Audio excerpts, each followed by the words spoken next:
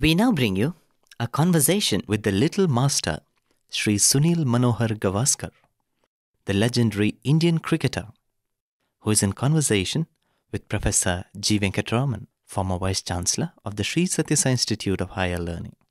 Over to Professor G. Venkataraman. Sai Ram, and welcome to our studios. This is the studio of Radio Sai, Prashanti Digital Studio as it's called. It's a great moment for me because never in my life did I ever dream that I would be interviewing a personality like you. So for the benefit of the listeners, I should say, though you are not the original Little Master as you mentioned during the Unity Cup match, you were a Little Master at one time.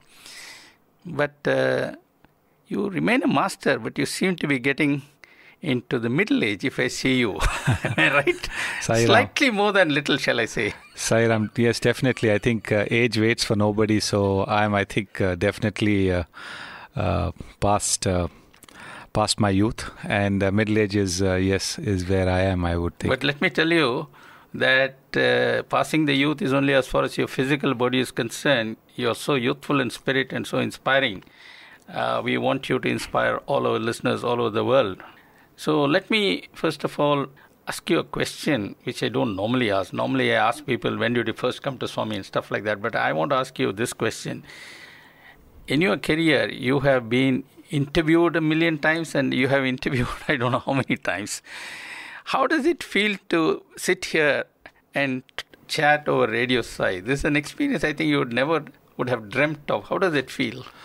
I think it is something, which is beyond description, because the very fact that one comes to Prashanti Nilayam and finds a peace which eludes you outside the Prashanti Nilayam, to be perfectly honest, when you go out of Prashanti Nilayam back to the city and then from there to wherever one's tour takes you, there is a hustle, a bustle, the hurly-burly of everything, everyday life, which does not actually give you the kind of peace that you're looking for. There's always some pressure, but coming down here is, it brings a great deal of peace, and I can feel the peace even over here. Normally, irrespective of the number of interviews that one might have done, there is a certain feeling of nervousness when you do an interview.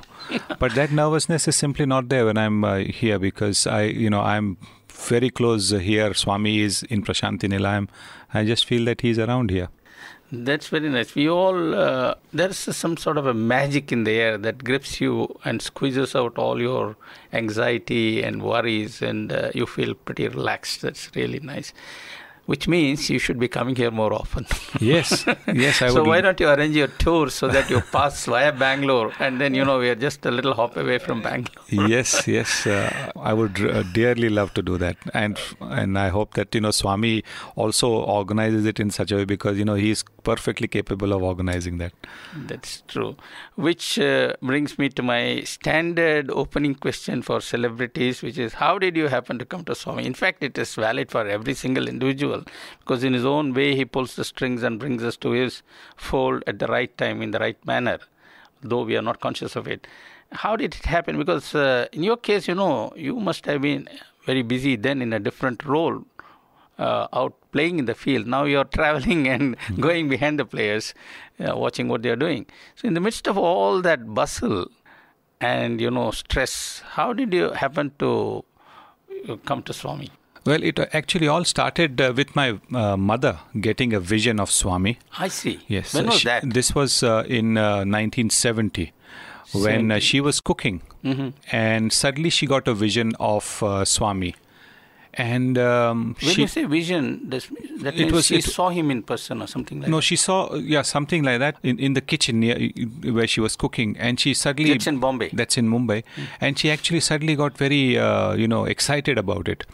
And she stopped all cooking and went just down the road where the newspaper stall is to ask for the poster. And the miraculous part about it is that the newspaper wala had a lot of posters, but none of Swami. So he showed all the posters to her, and she couldn't find Swami's poster. So was she able to place him? No, she wasn't. She didn't know who Swami was at that stage. She'd just seen the vision. So the newspaper wala pointed her to another shop a little further down. She went there, looked. There were no posters of the visions she had seen. So she came back to this original newspaper wala who used to supply us with our daily newspapers. In which area of Bombay? In Dadar, Bhalchandra Road. And she said, please look again. Please look again. So the newspaper wala said, I just showed you about 10 minutes ago. It's not there. How can it be? She said, please look again. And lo and behold, right at the bottom was the poster of Swami in exactly the same vision with his hand upraised. Abhaya Hasta. Was there. And so the newspaper wala gave the poster to her, and she said, well, how much? And he said, look, this poster, I don't know how it has come here. I will not charge you a penny because I have not ordered it. So this poster is here and it is yours. And so that poster was then kept in my bedroom. And I think since that poster was put up in my bedroom, my cricketing fortunes started to soar. I was till then just a Ranji Trophy player and, an okay Ranji Trophy player. But my fortunes just started to soar from there. So along with my mother and my father, even I started, to get mentally and spiritually involved with Swami from there.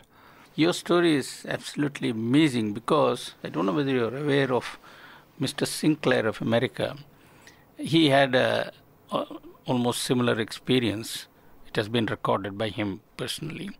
Swami came to him 2 or 3 times in his prayer room, and he didn't know who he was. Then he went to the biggest bookshop in America, New York City, which sells spiritual books. And he says, I want a book on somebody who looks like this. That man smiled and came back with a book on Swami and a Vibhuti packet. It turns out he was a devotee. Imagine that in New York, Scribner's or somebody. Huh. And then he found out where Puttaparthi was, and he came. And he saw Swami. It was exactly like the person whom he had seen in his house in America, in Connecticut, if I'm not mistaken, at 2 o'clock or 3 o'clock in the morning. Amazing. Quite amazing. So there are extraordinary ways in which Bhagwan comes into the lives of people. I heard a story from Mr. Tajmul Hussain of West Indies, Trinidad. He told me of a man, an Afro-West Indian, shall I say, who did not know anything about Swami, not one word. He was a rich man, but he was in financial difficulties. He was driving very fast in his Mercedes. He wanted to crash and die. And as he was speeding, he heard a voice, come to Prashanti. He didn't know a damn thing about what was going on. He thought he was imagining. 3 times he heard. Then he slowed down. Said, there is something, I'm getting a message, let me find out. He asked around and after some time found out what Prashanti was, where it was, why, what was important about it. Came here, was saved by Swami forever. Yes. So it's astonishing that you were brought into the fold of Swami in this way. Of course, he has got his own ways of bringing people. The next question is, what impact do you think Swami has made on your life? This is very important for our young people, and all of us too. The impact is definitely in the sense that he has guided me. He has guided me right throughout my cricketing career. In what way? There have been decisions that have been very hard to take. Decisions regarding certain aspects of the game, which were very difficult. Like, for example, when the captaincy of the Indian team, which is such a prestigious post, was going back and forth, and I was getting a little frustrated by it. Yes. Frustrated because it was affecting my individual game, my personal game, because of all the hoopla that is surrounding the captaincy. And it was at that stage, there was a calming voice that said to me, accept what you get. And, this was an inner voice. It was an inner voice which just said to me, accept what you get. This was, in a way, while I was saying my morning prayers. And I have to say that I've had a standard prayer since I was a school boy. It's been virtually the same things that I say. I was brought up to study in a Jesuit school. So there was a prayer to God, and it's been the standard prayer which I've been saying for years now. And you don't miss it even in your travels? I don't miss it. Fantastic. Even That's during amazing. every morning, immediately so after. literally, as Swami says, you start the day with God. I start the day Fantastic. with God, yes. Even today, my first thing when I wake up is to touch the feet of Swami's photograph, which is by my bedside, and take his blessing. That is, when I wake up, when my eyes open, I want to see Swami's face marvelous. first. Incidentally, if I may do a little bit of a commercial, if you go outside, we have a big board announcing Radio Sai Global Harmony, and we say, start the day with God, tuned to SGH. But even without our commercial, you have been doing it for a long time, and you have seen the personal benefit of prayer and keeping God in your radar screen. Yes. That's wonderful. And the more important thing is, He is always there every single day. You begin the day with God. What a wonderful thing to know.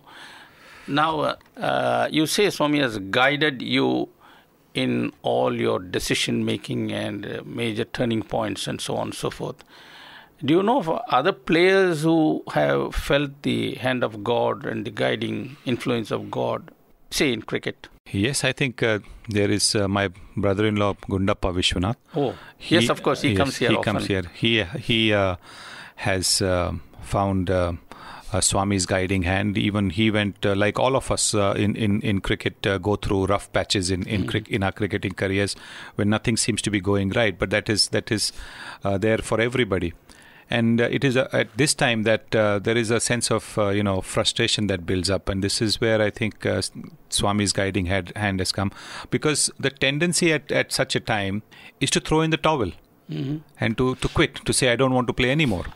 And although you might still have a few more years left of good active playing days, but you tend to sort of get frustrated, and it's over here. I think Vishy also was going through a rough patch as a batsman, and there was a lot of pressure on him to be omitted from the team. And it was around this time that Swami came to his help, and then after that he I think he came down here, if I'm not mistaken. And when he went back, he scored 100, then a double 100, and just didn't look back. Maybe you should tell it to our players. Score a century. Yeah. Of course, it may be very difficult if you're in West Indies to fly over and have a darshan and go back. But that's very nice. Which brings me to a very important matter, namely cricket and character building. I raise this point with a lot of interest, because when I was in school, there was this famous poem. I don't remember the poem, but I remember the last word, play up, and play up the game. And we were taught, or told rather, how the leaders of England were shaped on the playing fields of Eton and Harrow. And I do remember in my living memory of earlier years of great discipline, decorum, dignity on the sports field, and I would say also display of character. I mean, we have heard of, you must have seen him, I only heard of him, of Frank Chester, the great umpire, and how people accepted the umpire's verdict without question, and how there were shows of sportsmanship and so on and so forth. And cricket was a game that was associated with character, but somehow we seem to have moved rapidly away from it.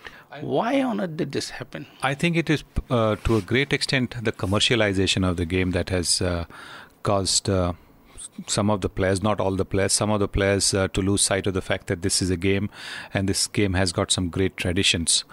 And also, of course, the motto of winning at all costs. Cricket is, as you very rightly said, a tremendous character builder, because as a batsman, You cannot score a century unless there is somebody at the other end to bat with you. Absolutely. Somebody at the other end who might actually take a few overs of some very good bowling from a bowler who you as a batsman might not want to face or you're uncomfortable against. So it might be that the partner might score only 25 runs or 29 runs, but in that 29 runs he has helped you to overcome a tough period and go on to a century. And similarly, I think as a bowler, you can't get wickets unless there are fielders taking catches for you or stopping runs, putting pressure on the batsman by stopping runs, not giving away easy runs. So I think it also teaches you cricket apart from anything else. I suppose it builds team spirit. Team spirit, and it also teaches you to live in a society with all its inequalities. That society has not been equal. There are some more fortunate than the others. Absolutely. And I think it reflects in many ways in the skill level of the player. There could be somebody who is tremendously skilled, but he cannot get 100 or he cannot get 5 wickets unless there is a slightly lesser skilled player who is helping him. All are needed. And sometimes the greater skilled player has to look after the lesser skilled player, and that is what society also teaches us, that those who are more fortunate should be looking after the lesser fortunate. So in a sense, I would imagine that cricket is a great reflection of society. And I suppose character brings out also an element of courage. Yes.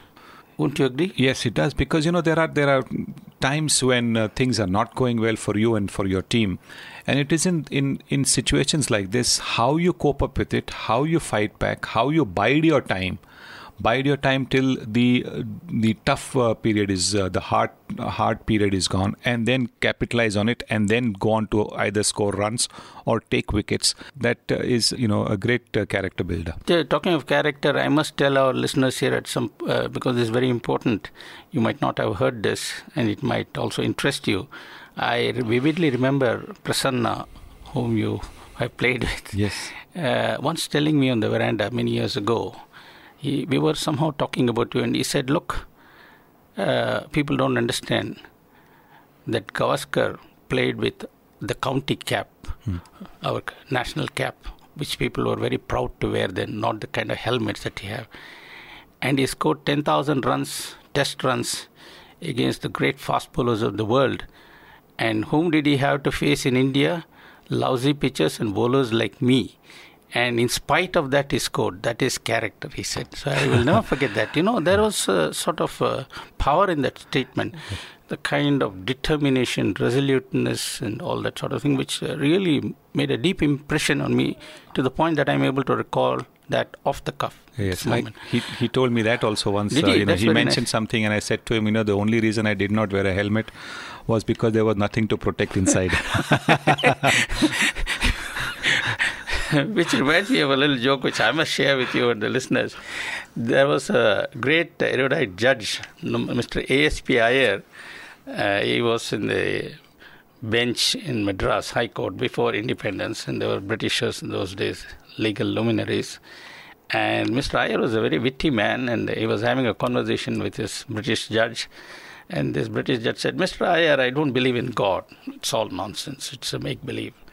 This man has said, why, Mr. Smith or Jones or whatever his name was? He said, look, I can't see God. How can I believe in him?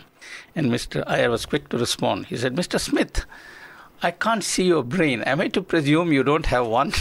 I thought that was a devastating statement. We don't know what happened to Mr. Smith afterwards. He probably went back to England. Talking of character and a great personality, I would like to mention at this point Vijay Merchant. Yes. I've seen him at close quarters only once. That was in 1948 or 49, I don't remember, in Madras Airport after the West Indies test. That was the first test match I ever saw. Everton Weekes missed his century by 10 runs. He was scoring centuries, 5 centuries or so he had scored consecutively. He was run out, I think, and Stallmeyer and Goddard put up a huge score. And my father used to work in the airport, and he took me to the airport to see these players take off. The Indians and the West Indies left more or less at the same time. And I saw Merchant once. But he always impressed me as a man of great character. And I still remember 1954 or 55, I don't remember the year. The New Zealand team visited India for the first time, and they played in Brabourne Stadium. And he used to broadcast a day's summary at 9:15 after the All India Radio News. We didn't have tapes in those days. And I used to hear him. I was living in Santa Cruz at the time. And that day they got out, I think, this left-handed batsman, Donnelly, am I right? Yes, Martin Donnelly, yes. They just couldn't get him out, and in the East End they went on blasting atom bombs, and his concentration was destroyed, and he got out.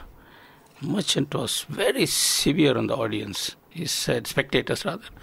He said, I feel ashamed to call myself an Indian. Is this the way to treat a guest? There he was giving a fantastic display of batsmanship. Our youngsters should have watched it, this and that.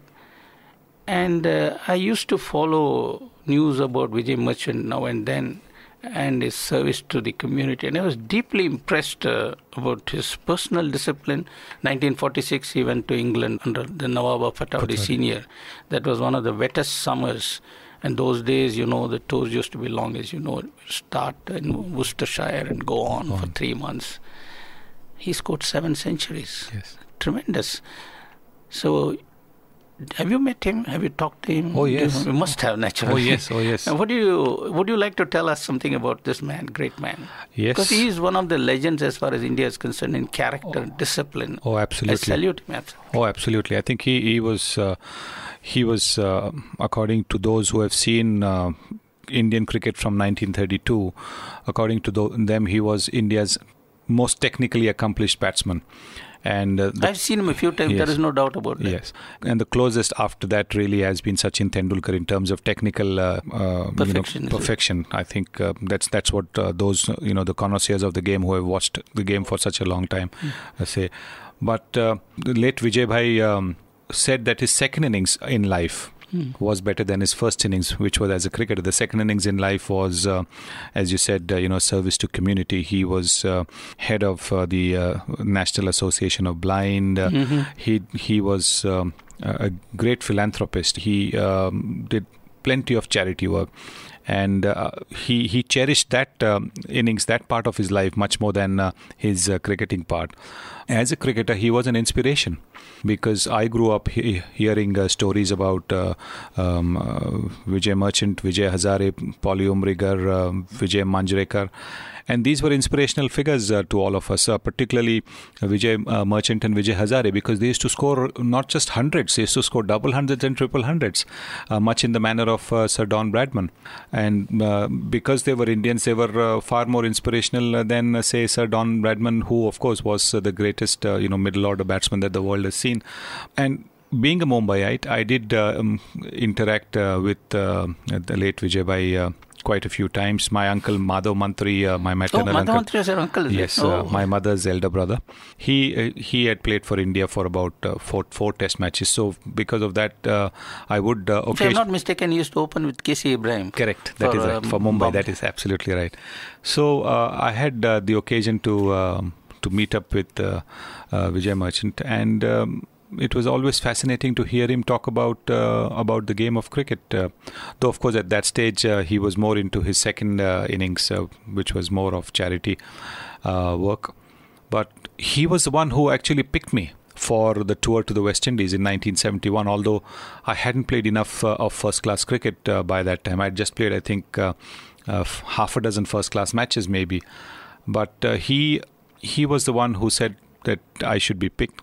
And most importantly, on the eve of the tour, when he met all of us, because he was the chairman of the Indian selection committee then, and he met the entire team before departure. And at that meeting, where he was telling us what he expected of the team in terms of performance, etc., how he would expect us to conduct ourselves off the field. After that, he turned around and said to everybody, and I was the baby of the team, I was the youngest member of the team.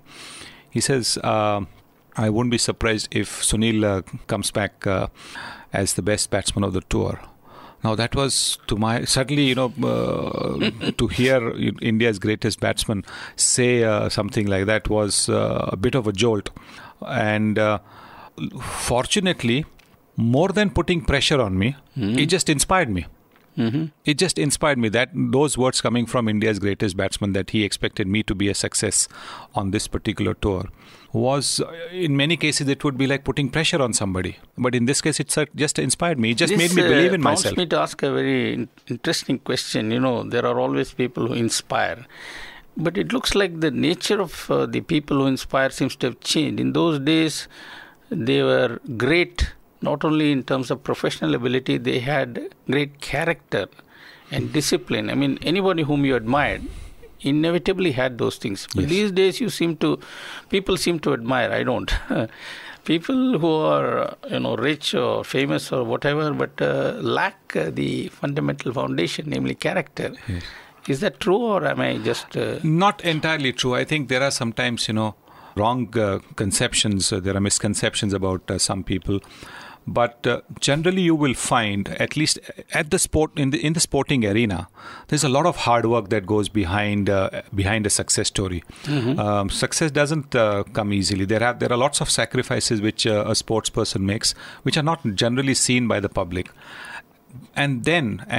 Because particularly in cricket, because cricket has got a lot of commercial advantages over other sports, because the spin-offs are there, spin-offs in terms of endorsement opportunities and fees, etc., that come through, and the standard of living of a particular person improves. I think that is perhaps noticed more than the hard work and sacrifices that went into getting to that success level earlier on, which were done, particularly unnoticed because the person wasn't as well known as he was after his success. True, but ultimately, sacrifice is there, obviously, otherwise you don't rise to the top. But there are certain manifestations of behavior on the field which make you ache for the old days. Yes. These things didn't happen. Yes, I think it is, as I said earlier on, it is baiting the commercialization. umpire and trying to psychologically damage the coolness of the... If you want to dislodge a batsman, bowl well at Correct. Correct. That is exactly what I keep saying. I mean, recently I had the occasion to deliver the Spirit of Cricket lecture at Lord's in London. And I did emphasize on this particular point. To whom did you deliver the lecture, if I may ask? I delivered it to MCC, the Marylebone Cricket Club. The MCC at Lord's, itself. Yeah. Oh, I see. So at Lord's in London. And I emphasized on this point that there has always been a bit of chat in the game of cricket. But it's invariably been good-humored and light-hearted.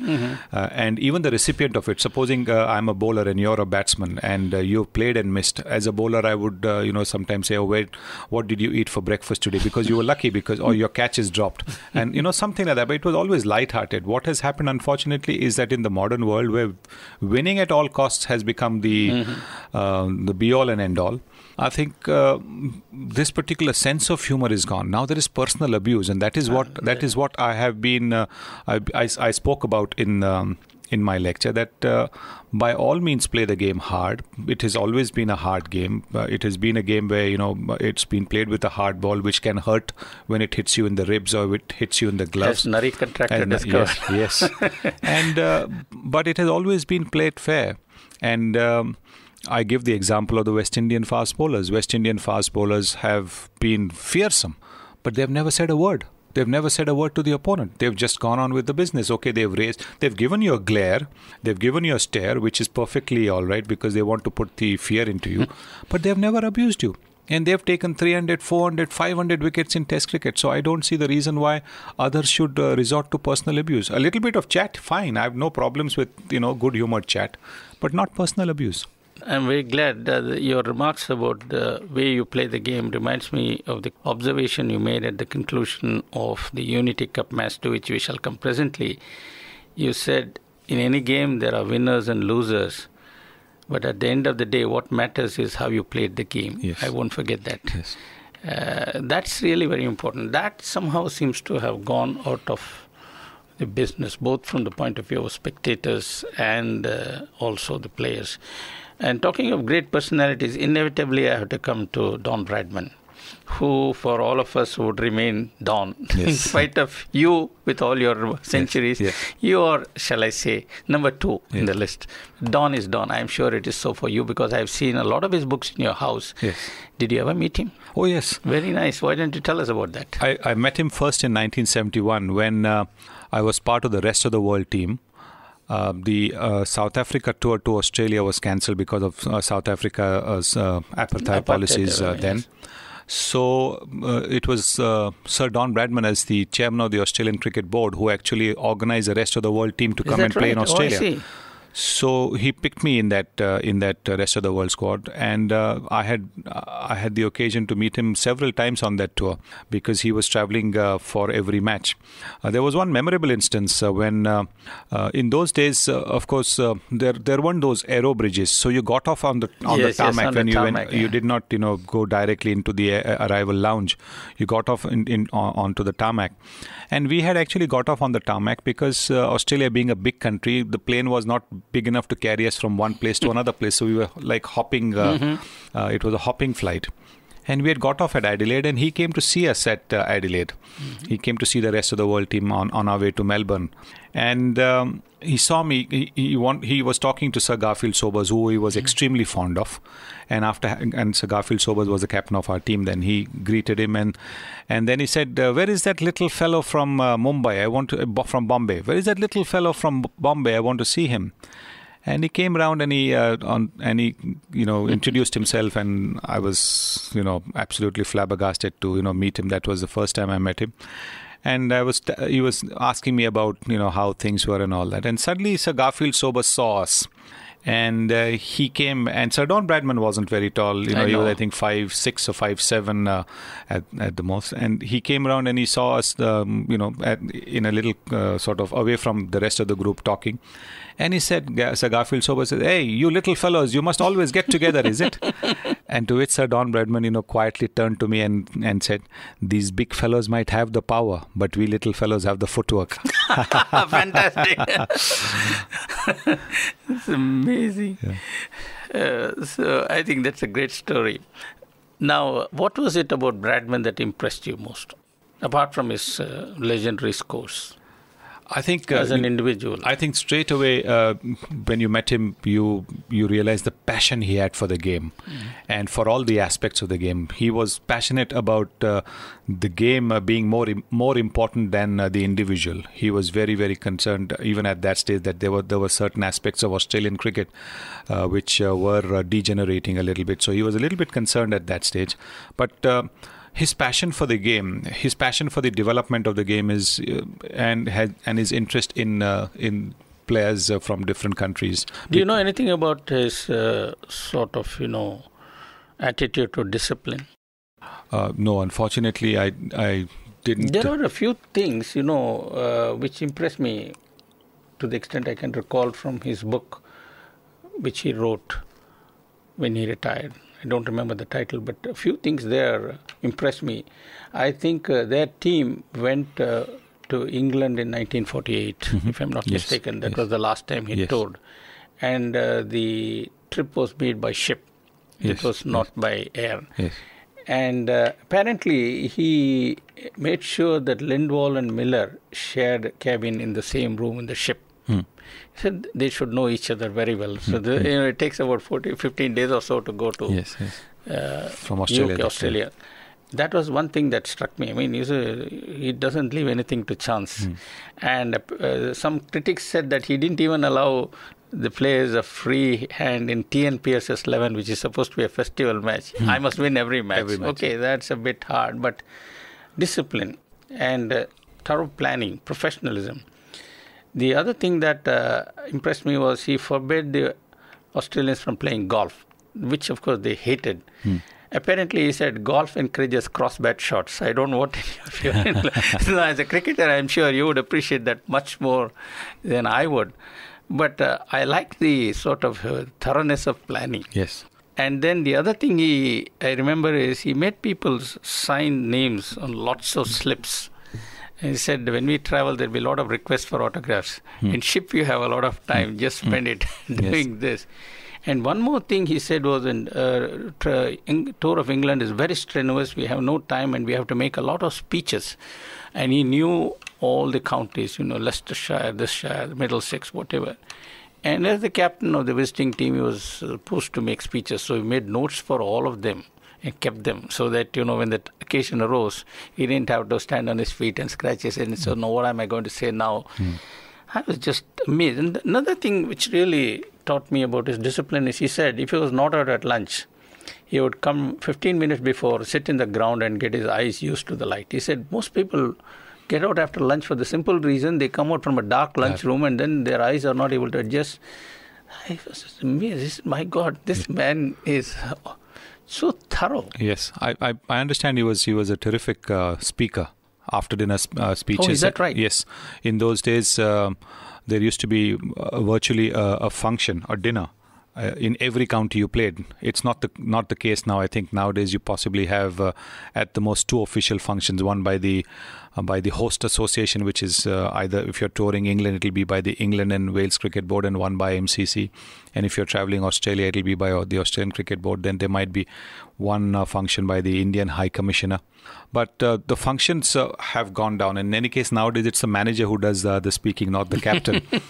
So he was apparently a wonderful speaker. And you're right about the getting the eyes adjusted to the light factor. It is such an important part because dressing rooms are dark. And from the dark, and in England particularly, the light has not always been as bright as over here in India. So it did make a difference in getting used to the What I admired was all this reflect his commitment, his passion, Correct. his deep involvement. Those are very necessary. Yes, and while in the evening after the game was over, while everybody else was apparently down in the bar or in a club, he would be sitting in his room and listening to a gramophone record. Yes, that I heard.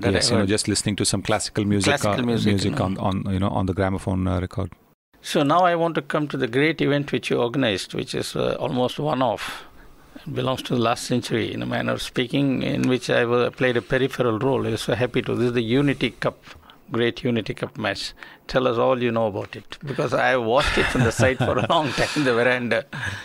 Well, it was. I have to say, it was a real privilege. How did it all start?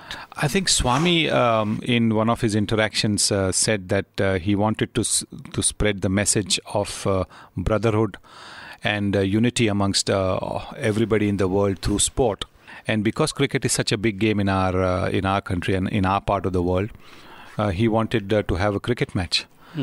And once Swami gave the go-ahead for the match, then the preparation started right from making sure that the ground was in tip-top condition, because we had no ground. Yes, there was no ground. So everything had to be done from scratch virtually. Swami was more keen to see that the pitch was a good pitch, simply because he did not want any injuries, because if the quality of the pitch is not good, then the quality of the game is not going to be good. So I think Prasanna was put in charge of making sure that the pitch and the outfield was good.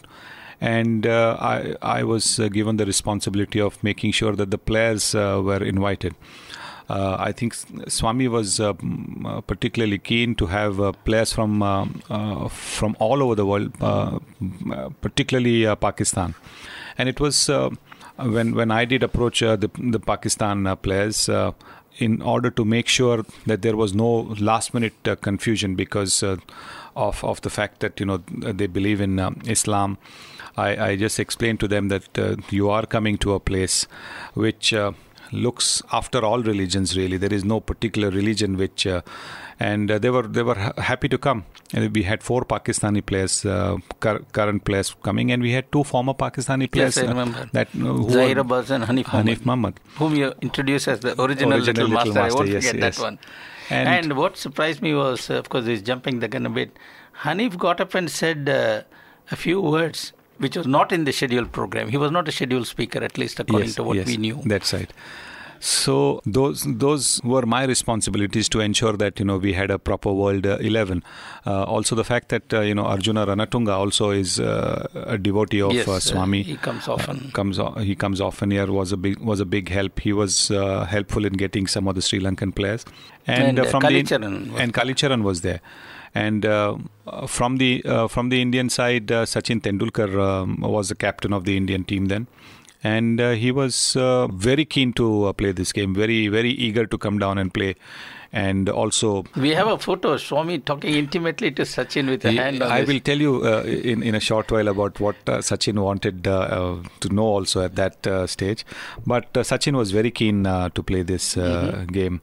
And so that's how the match materialized. But, we all think that we have memorable experience associated with that match which you would like to share with us? Yes, that is, the one is really concerning Sachin Tendulkar, because Sachin at that stage was under pressure as far as his captaincy was concerned. There was a lot of talk that it was affecting his batting, and so he wanted to actually ask Swami what he should do, whether he should carry on with the captaincy or not. So just as you had problems with captaincy. Yes, and he kept telling me, can I just meet Swami for 2 minutes? Can I meet Swami for 2 minutes?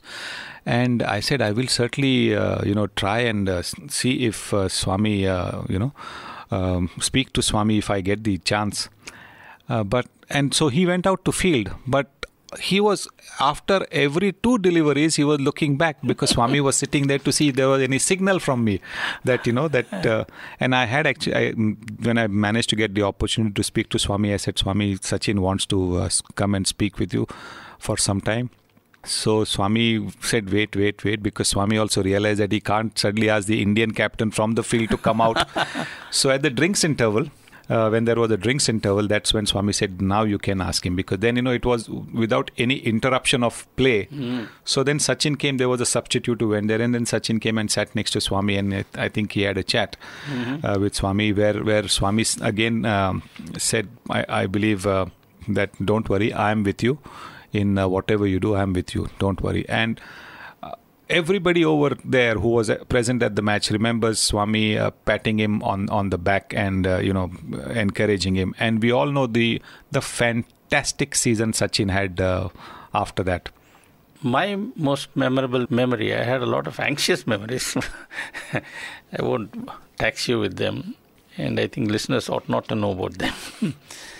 But one very pleasant memory I carry is a conversation I had with Zahir Abbas during lunchtime. I was the Vice Chancellor at that time, and I had to make sure we played the host properly. And Zahir was tremendously impressed with the way our boys were taking care of the guests. So he asked me a lot of questions about our institute and the way we train our boys. And I was very proud. It was my proudest moment because, you feel proud when your boys get praised. And they did a fantastic job. In fact, I felt very miserable that day because I couldn't see the game. I hadn't seen a cricket match for donkey's years, and here was a great game taking place, and I was running around all the time. I couldn't see it. I felt miserable. Then I found I was not alone. 1,000 boys were feeling miserable because they couldn't see the game, but they didn't show it, whereas I showed it. They were all doing their duty. It was wonderful. It was absolutely marvelous. It was very well organized. The cricket board officials were also here. And in fact, one of the suggestions made at that stage was to the cricket board was, just like all over the world, they have a tour opener. Like in Australia, when you go, there is a match played near Western Australia. It's a one-day game that is played in Western Australia. In England, there is the game played at Arundel Castle, which is the tour opener. In South Africa, there is a game played at used to be played at Nicky Oppenheimer's ground. Similarly, that maybe whenever touring teams come to India, they should come and play a tour opener here at Puttaparthi. But it was really left to Swami. Only if Swami okayed it would that happen. Who knows? But we do look forward to the day when cricket would have more character and less of commercialism. And I do hope the speech you made at Lord's would make its impact, and we would return at least partially to the good old days. So before we sign off, I would like to recall what you mentioned at the time when Swami awarded the cup to Sachin Tendulkar, and you said, if I remember correctly, Sachin has exceeded his performance on the ground by a great weightlifting performance because the cup was so heavy. Words roughly to that extent. And I was also impressed with Clive Lloyd's speech. He said, talent is a gift of God and we must offer it back to God. I was just stunned. I've quoted it any number of times to my students. He said, look, this is a sentence right from Bhagavad Gita. This man has never heard it, but he's able to say it because God is in his heart, just as he is in the heart of everyone. And many years ago, I was speaking in Trai Vrindavan. Swami asked me to say something to the students, and I recall this particular incident, and I said, talent is a gift of God. And Swami said, stop. He looked at me straight and said, talent is not a gift of God. I said, oh my God, what did I do wrong? This is what he says in the Gita. Swami stared at me and said, talent is God. He said, that goes to a still higher level. Talent is a manifestation of God. And then I remembered what Krishna says, I think in the 10th chapter. He says, among the senses, I am the mind. So mind is God. The power of mind is God, because with the mind you do fantastic things.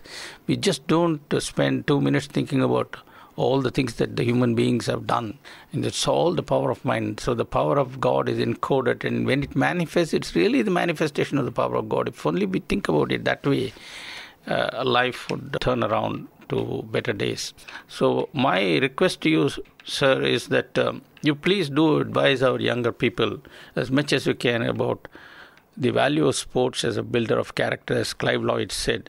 And I would let you have the last word by telling something to our young listeners, particularly about reaching God through sport. But before that, I must tell you something. I forget his name. He was Olympic champion, pole vault champion, way back in the 1948 London Olympics or so. I think his first name is Bob.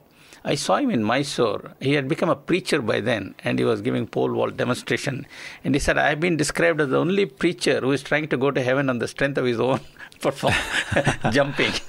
So why don't you tell our young listeners something about what you would like them to do, how to follow Swami, and through the medium of sport develop their personality and character. Over to you, sir. Yes, I think sport, of course, is something where you want to be a winner all the time, but it also teaches you to lose. If it doesn't teach you how to lose or how to accept defeat, then you are the biggest loser. I think you learn to win with humility, learn to win with grace, and accept defeat with humility, with a desire to improve and make yourself a winner the next time that you are playing. But most importantly, if you play the sport as it is meant to be played, then whether you win or lose, it really will not matter to you, so long as you know that in your heart of hearts that you have given off your best. It is not a question of an individual's ego, but it's a question of trying to do the best that one has inherited in as much as talent and skill go. Sport teaches you, quite frankly, what is right and what is wrong. In cricket, for example, there is that word there's that term called, it's not cricket, which is so important when it's been used in everyday life as well. And which actually tells you what the game of cricket used to be in the old days. It still is possible to come back to that. We are not too far away. We have gone a bit away from that, but I think it's possible to get to that. And remember, at the end of it all, that whatever one achieves on the field of sport, whether it's an indoor sport or an outdoor sport, it is only your strength of belief in one's ability, and that ability is a gift from self-confidence, and that ability, confidence, ability to think yourself out of situations that arise in sport and in life is an ability that is God-given. So do not ever forget God. And do not ever give up. Thank you. I won't say goodbye, because I look forward to having you here again and again and again, because you're so nice to talk to, and you must be having fun of stories and incidents. But one point, next time you come, you bring Sachin Tendulkar along with you. Yes, I will. But the Indian team's schedule, unfortunately, is so tight that there is hardly any time for them.